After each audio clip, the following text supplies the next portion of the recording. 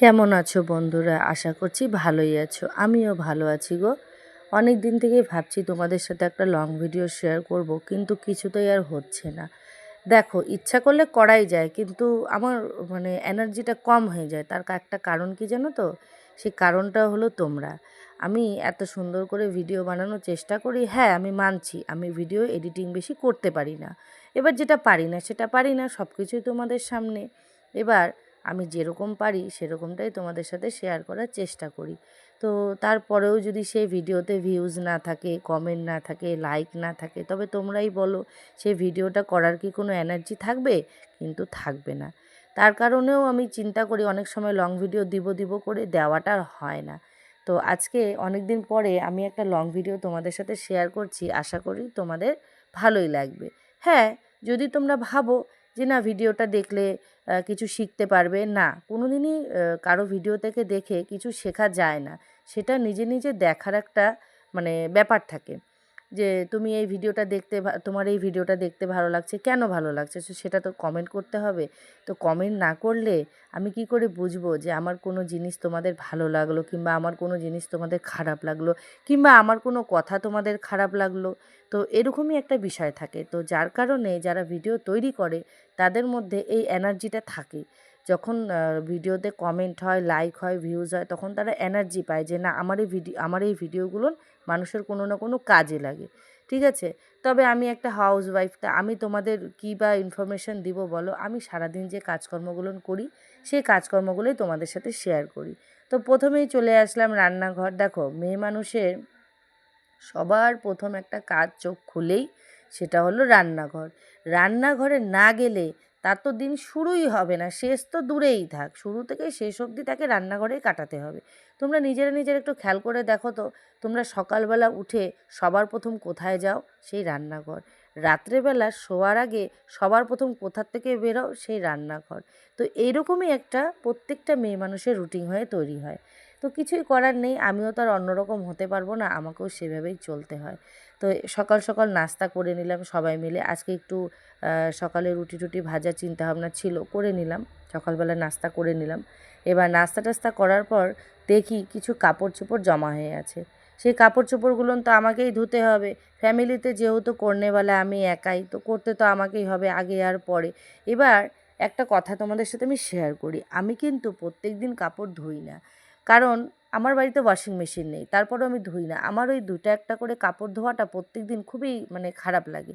একবারে এই যে বালতিটা তোমরা দেখতে পাচ্ছ, এই বালতিটা একবারে ভর্তি হবে। তারপরে আমি এইভাবে করে গরম পানি করব, আর কাপড়গুলোকে টুটি চিপে ধরে ওর মধ্যে ভিজিয়ে দেব। পরিষ্কার হবে না, বাপ বাপ করে পরিষ্কার হয়ে যাবে। এই যে একটা শেখার জিনিস, এটা তোমরা কিন্তু আমার ভিডিও থেকে শিখতে পারবে। যদি তোমরা ইচ্ছা করো অবশ্যই করে দেখবে। গরম পানি করে সবসময় যে নোংরা কাপড়গুলো থাকবে সেটাকে গরম পানিতে ভিজানোর চেষ্টা করবে। তাহলে দেখবে কিছুক্ষণের মধ্যে কাপড় থেকে নোংরাটা সরে যাবে। তারপরে ভালো করে কাচলেই কাপড় ছকছকে পরিষ্কার হয়ে যাবে, একদম তোমার মুখের মতো। যাই হোক, কাপড় চোপড় ধোয়ার পরে আমি চলে আসলাম। সরি, কাপড় চোপড় আমি ধুইনি, প্রথমে আমি গরম পানি করে ওটা ভিজিয়ে দিলাম। তো এখন ওটা ভিজানো থাকবে প্রায় ৩-৪ ঘন্টা। তারপরে ধোয়ার চিন্তাভাবনা করব। এখন আমি চলে আসলাম বাসন ধোয়ার জন্য। এখানে অনেক বাসন জমা হয়ে গেছে, তো সেরকমই আমি সকালবেলা উঠেই আগে বাসন টাসন ধুই না। সবার প্রথমে নাস্তাটা শেষ করি, তারপরে কাপড় ভিজানো থাকলে কাপড়টা ভিজিয়ে দিই।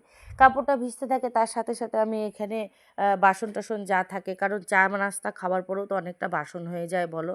তো সেই বাসনগুলো না আমি একসাথে ধুতে পছন্দ করি। হ্যাঁ, আমি একটু এরকম ধরনের, তোমাদের শুনলে হয়তো একটু অবাক মনে হবে, তবে আমি এরকমই। একবারে কাপড় ধুতে পছন্দ করি, একবারে অনেক বাসন জমা হয়ে যাবে ধুতে পছন্দ করি। অনেকে যেমন একটা বাসন ধুয়ে ফেলে, একটা বাসন ধুয়ে ফেলে, কিন্তু না, আমার ভালো লাগে না। আমার একটু জমা হবে, যেটাতে টাইম দিব সেটাতে একবারে পরিষ্কার করে নিব, এরকম টাইপের, মানে একটু অন্যরকম। তো তোমরা কিন্তু কেউ খারাপ মনে করো না। দেখো, সবারই একটা নিজস্ব নিজস্ব ব্যক্তিগত বলে কিছু থাকে। তো আমি মনে করো এরকমই। তো এইভাবে করে কাজ করতে আমার ভালো লাগে। এভাবে করে কাজ করতে করতে চলে আসলো রান্না করার সময়। এখন এই যে রান্না এখানে বসায় দিলাম, এক পাশে মশলা হচ্ছে, এক পাশে মাছ ভাজা হচ্ছে। মশলাটা এভাবে করে রান্না করলে কী হয় জানো তো, একটু তাড়াতাড়ি হয়। এভাবে মনে করো এক পাশে মাছ ভাজা হচ্ছে, এক পাশে তরকারিটা হচ্ছে। তো এদিকে মাছ ভাজা কমপ্লিট হতে হতে ওপাশে তরকারিটা ফুটে যায়, মাছ ভাজাগুলো তুলো তরকারিতে ছেড়ে দাও, ব্যাস কমপ্লিট, তাড়াতাড়ি রান্না হয়ে যায়। হ্যাঁ, এটাতে গ্যাসটা একটু বেশি লাগে, তবে একটা কথা তোমরা চিন্তা করে দেখো, তুমি মাছটা ভাজা করবা, তারপরে তরকারিটা কষাবা, মশলাটা রেডি করবা, এই করতে তো তোমার গ্যাসটা সেম একই টাইম লাগে। তো এভাবে করলে আমার মনে হয় একটু তাড়াতাড়ি হয়। তো জানি না যার যেটা মনে হয়, তোমাদের যদি কোনো রকম কিছু মনে হয় অবশ্যই আমাকে কমেন্ট করে জানাতে পারো, ঠিক আছে? এবার তোমরা বলবে রান্না তো তোমার হয়ে গেল, আবার তুমি মাছ নিয়ে কেন বসলে? এই যে এখানেই তো একটা মানে আমার ভালো লাগে না ব্যাপার চলে আসে। আমার বর রান্না টান্না হয়ে যাওয়ার পর আবার মাছ নিয়ে আসলো। এই মাছগুলোকে এখন না কাটে রাখলে হবে বলো? এখনও আমার বালতি ভর্তি কাপড় পড়ে আছে ভিজানো, ছেলেকে খাওয়ানো, ছেলেকে গা ধোয়ানো, সম্পূর্ণ কাজ আমার পড়ে আছে। এই যে কতগুলো আবার মাছ নিয়ে চলে আসলো। এখন এই মাছগুলোকে পরিষ্কার করতে হবে। আসলে এটা গ্রাম তো, গ্রামে এই ছোটো মাছ, টাকি মাছ মানে জিন্দা টাইপের মাছগুলো অনেক সময় অনেকে মারি নিয়ে আসে। হয়তো এখন কেউ মারি নিয়ে যাচ্ছিল, দেখা হয়ে গেছে, তার থেকে নিয়ে নিল ফট করে। তো এই মাছগুলো সচরাচর পাওয়া যায় না। পাইলে পরে আমার বর হাতছাড়া করে না, নিয়ে চলে আসে। বউয়ের কষ্ট হবে সেটা বোঝে না, কিন্তু নিয়ে চলে আসে। এবার তুমি করলে করো, না করলে না করো, তুমি কি করবা করো। তো এইভাবে করে মাছগুলো আমি পরিষ্কার করে নিলাম ছাই দিয়ে। আর ছাই দিয়ে মাছ কাটাটা না আমার খুব একটা ভালো লাগে না, কিন্তু কিছু কিছু মাছ আছে যেটা ছাই দিয়ে না কাটলে মানে কাটা যায় না, অসুবিধা হয়। তো এইভাবে করে বালতির মধ্যে করে আমি মাছগুলো দিয়ে নিলাম, কারণ অনেকগুলো মাছ, প্রায় এখানে 2-2.5 কেজির ওপরে মাছ আছে। তো সেটা গামলায় গামলায় ধোয়াটা অসুবিধা হবে, একবারে বালতিতে ঢেলে দিলাম, একবারে ঝকমকো ঝকমকো করে ধুয়ে নিব। তো এইভাবে করে ধুলে মাছটা পরিষ্কারও হয় তাড়াতাড়ি, কারণ যেহেতু মাছের মধ্যে ছাই দেওয়া আছে, তো ধুতে একটু সময় লাগবে, একটু পানি লাগবে। আর হ্যাঁ, তোমাদেরকে একটা কথা বলি, আমার কিন্তু প্রত্যেকটা কাজে পানি বেশি লাগে জানো তো। আমি কাপড় ধুতেও পানি বেশি লাগে, কারণ কাপড় অনেক জমা করে ধুই। বাসন ধুতেও পানি বেশি লাগে, কারণ বাসনটাও অনেকটা জমা করে ধুই। আর এই মাছ ধুতেও আমার পানি বেশি লাগে, বিশ্বাস করো। ছাই দিলে তো ডবল পানি লাগে, ছাই ছাড়া যদি মাছ ধুই তবেও আমার পানিটা বেশি লাগে। জানি না কেন, পানি ছাড়া আমি বুঝিই না। আমার একবার দুবার ধুলে মনে হয় না, আমার খালি মনে হয় কি যত ধুবো তত ভালো লাগে, যত ধুবো তত ভালো লাগে। তো তোমাদের সাথেও কি এরকম হয়?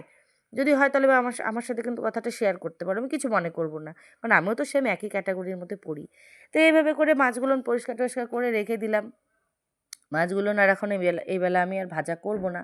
মাছগুলো থাকবে, পরে আমি বিকালবেলা ভাজা করব। তো এখন তো আমাকে কাজটা শেষ করতে হবে, এখনও ছেলেকে পরিষ্কার করার বাকি আছে। এদিকে খিদায় তো পেট চুচু করছে।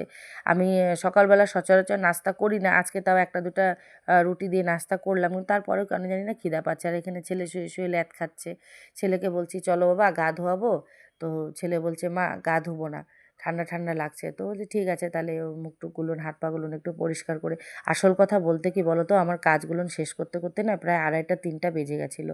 এবার 2:30-3টার সময় একটা ছোটো বাচ্চাকে গা ধোয়ানো, তো যতই গরম পানি দিয়ে গা ধোয়াই না কেন, তবে মা হিসাবে আমার মনটা না ঠিক টানলো না। তার জন্য আমি আর ওকে গাটা ধোয়ালাম না। হাত পাগুলো পরিষ্কার করে ভেজা কাপড় দিয়ে হাত পাগুলো পরিষ্কার করে মুছে দিলাম। এবার ওকে ক্রিম ট্রিমগুলো দিয়ে দিলাম, দিয়ে দেওয়ার পর এবার ছেলে বায়না করছে একটা চকলেট খাবে। তো চকলেটটা খুলতে যাই দেখি এতটাই শক্ত, মানে মাথাটাই খারাপ হয়ে যাচ্ছে। তো ওকে খুলে দিলাম। এবার চকলেটটা খুলে দেখি ভিতরে চকলেটগুলো, ক্যাডবেরি চকলেটগুলো একদম টুকরা টুকরা হয়ে গেছে। তো ওকে আমি বললাম যেভাবে করে মটর ভাজা খায় সেভাবে করে খাও। ও বলছে না তুমি খুলে দাও, না তুমি খুলে দাও। এবার খুলে দেওয়ার মানেটা হলোই তো বিছানার মধ্যে সব ফেলায় দিবে। এটা তো আর ওকে আমি বুঝাতে পারছি না যে বাবা তুমি এভাবে খাইলে তো ফেলায় দিবে। তো কী করব বলো, বাচ্চা মানুষ, সে তো বোঝে না। ওর কথা হিসাবেই তো আমাকে চলতে হবে। এবার ওকে দিলাম চকলেটটা, সেভাবে খুলে দিলাম যে নে বাবা খা, কীভাবে খাবি খা, খালি বিছানায় না ফেললেই হলো। কারণ বিছানায় ফেললে পরে চকলেটটা তো খুঁজে আর পাওয়া যাবে না, মেল্ট হয়ে যাবে, আর বিছানায় পিঁপড়া টিপড়ার একটা উপদ্রব থাকবে। তো কী করা যাবে, এইভাবে করেই চলতে হয় বাচ্চাদের সাথে তার মায়েদেরকে। এখন ওকে পরিষ্কার করে দিব, পরিষ্কার টরিষ্কার করে দেওয়ার পর তারপরে আসবে ওকে খাওয়ানোর পালা। এখানে এক পালা গান জানো তো, সকালে 1 ঘন্টা, দুপুরবেলা 1 ঘন্টা, রাত্রেবেলা 1 ঘন্টা, ফির সন্ধ্যাবেলা যদি কোনো নাস্তা দিই তখনও 1 ঘন্টা। মানে ওকে খাওয়াতে গেলে আমার মাথাটা শেষ, তখন আর মনে হয় না যে আমি আর ভাত খাবো। আর সবসময় আমি চেষ্টা করি আমার খাওয়ার আগেই আমার ছেলেটাকে খাওয়ানো, তার কারণ আমি যদি প্রথমে ভাতটা খেয়ে নিই, তবে না আমার ছেলেকে খাওয়াতে গেলে আমার খুব একটা আলসি লাগে, ভালো লাগে না। মানে অল্প একটু খাওয়ানোর পর মানে কি থাকার খাওয়াবো না।